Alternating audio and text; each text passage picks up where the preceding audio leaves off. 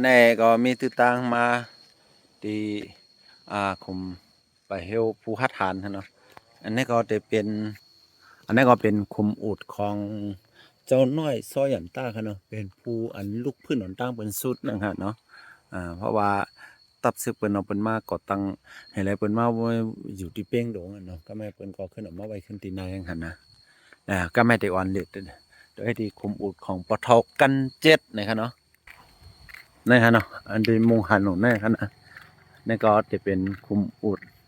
ของปทกันเจ็ดจะมีที่ไหนครับจะมีก้นนุ่มลาที่ไหนๆจะเป็นเปิ้นเฮ็ดไว้มันซึ่ง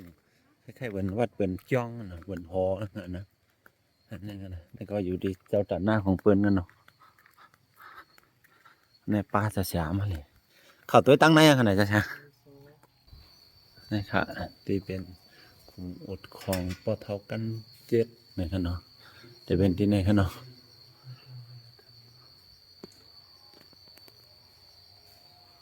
จันมันจำค่ะนี่เป็นปีลู่เลยปีอันในของเจ้าเขานั่นเนาะ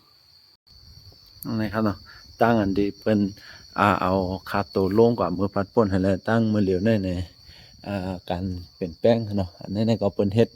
คุมให้มันสูงขึ้นมาจังไหนครับตั้งเป็นจังไหนครับ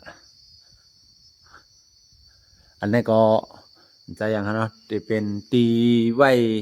ปืนแก็บของปะเทาอย่างนั้นนะแต่ว่าป้อตามอันขาดตัวปะเทาแต่ก็อยู่ใต้ฐานนี่ครับนะอยู่ใต้นี่ครับนะในนี่ครับได้อยู่ตั้งเหนือกันเนาะ อยู่ใต้ฐานนู่นค่ะเนาะค่ะมีลูกหลานเปิ้นมาลุมลานะค่ะ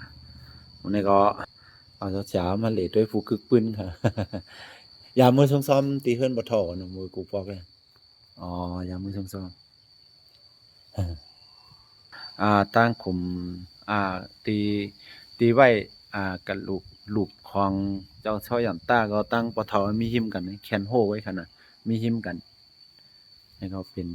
ผู้ก่อตั้งเป้งลงเหรอครับลูกในคณะตับซึกเป้งลงกูปอกค่ะเนาะแต่เมื่อผู้ก่อตั้งคนก้นอ่อนก่อตั้งนะครับเพื่อกาเพราะว่าอันที่กลุ่มปทโมหิงปทโมเฮิงได้ก็มันเต็มมีแทงลอยนึงนะฮะเนาะกว่าแทงลอยตั้งปุ้นนึงนะมันเป็นก้อนละลอยกันปทก้อนเจื้องครับพุ่นน่ะอ๋ออ๋อเป็นชึกจอมเปิ้นอยู่มื้อนั้นก็เป็นอ๋อมีก้อนเท้าเนาะอะไรเป็นชึกเนาะ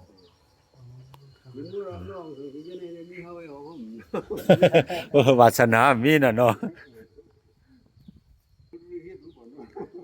น้องยังตื้อเฮ็ดอยู่เนาะมื้อเร็ว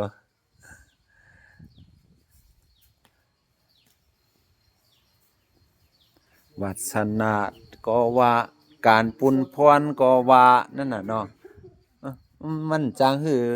วาสนาก็ว่าการปุณพรก็ว่านั่นน่ะเนาะอ่าอ๋อนั่นเป็นวิดีโอครับอ๋อครับไปชมครับ